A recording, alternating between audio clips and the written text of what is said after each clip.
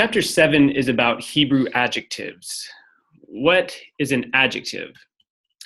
Well, an adjective is a word that modifies a noun. So in English, we might say something like the tall man.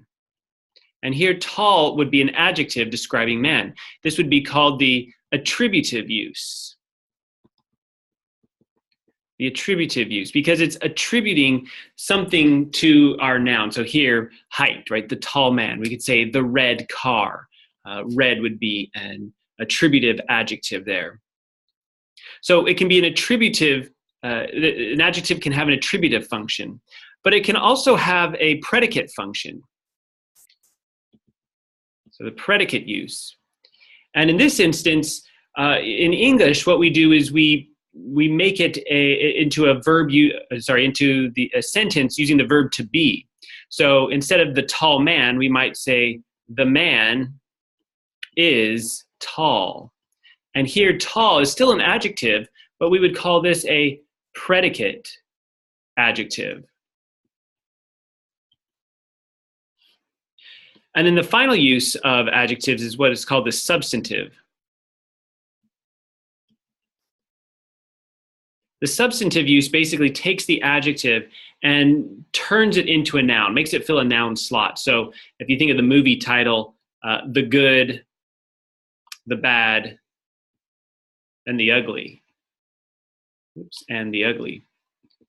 Right here, these are standing in for nouns. So the good one, the bad one, and the ugly one.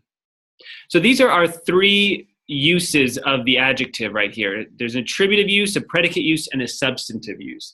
I would memorize these, as this is going to be extremely important as you're looking at the Hebrew text and trying to figure out, okay, how is this adjective functioning? Well, there are rules in Hebrew that are going to help us identify how it's functioning.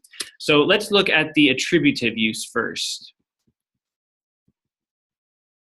The attributive use. In Hebrew, an adjective that is functioning attributively must agree in gender, number, and definiteness with the noun that it modifies. And it's going to follow that noun. So we might have ha'ish, ha-tov.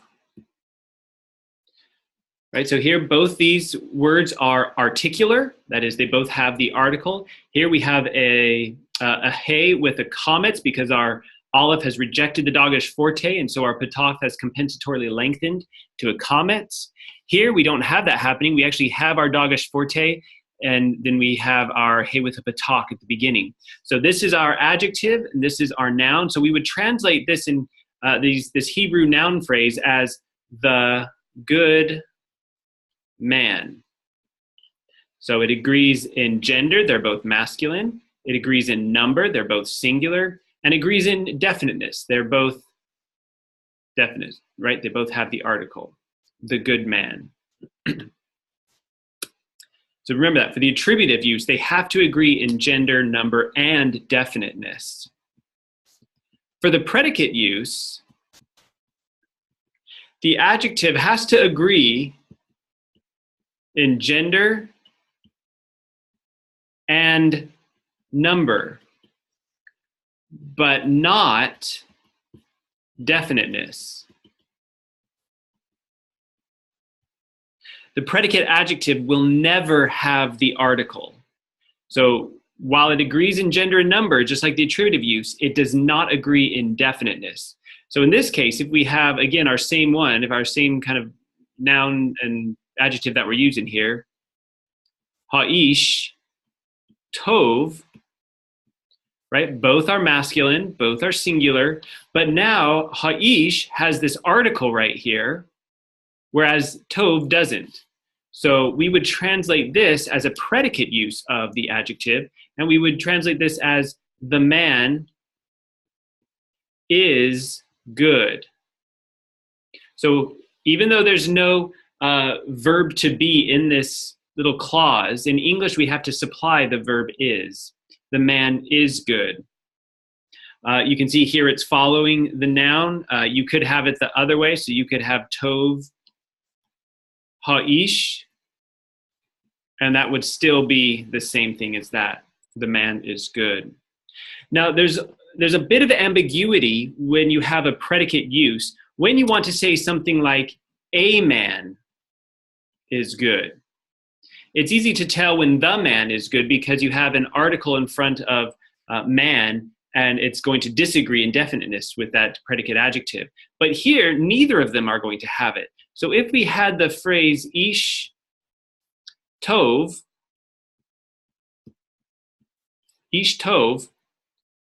we could translate this as a man is good, or as a good man.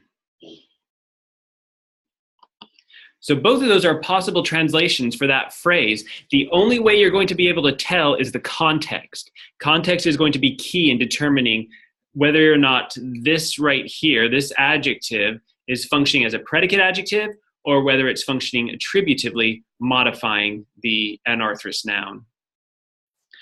So that's our attributive and our predicate use. And finally, we have the substantive use, the substantival use. So substantive use.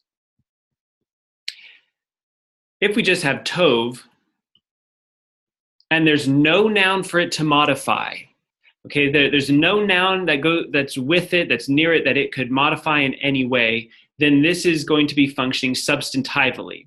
That is, it's going to be functioning as a noun. And so in this case, we would translate tov as something like the good one, or because this is a masculine singular word, we could also say the good man. In English, we have to supply one of these nouns here, man or one, in order for it to make sense.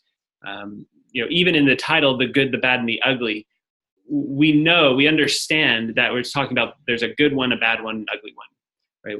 It's functioning here as a substantive. So if we had this in the feminine form, we could translate this as the good one, or this time we wouldn't say the, sorry. There's no article on these. Let me get rid of that. If there's an article on it, then it could still be substantive use, and you would have the, I've written it anarthrously, that is without the article. So this would be a good one, a good man, a good one, a good woman. And depending on the context, depending on what you as the translator think is the most appropriate, you would go with one of these. So remember the three uses of the adjective: the attributive use, the predicate use, and the substantive use. Remember that for the attributive use to actually work within the syntax of a Hebrew clause, it has to agree in gender, number, and definiteness, while the predicate use agrees in gender and number, but not definiteness.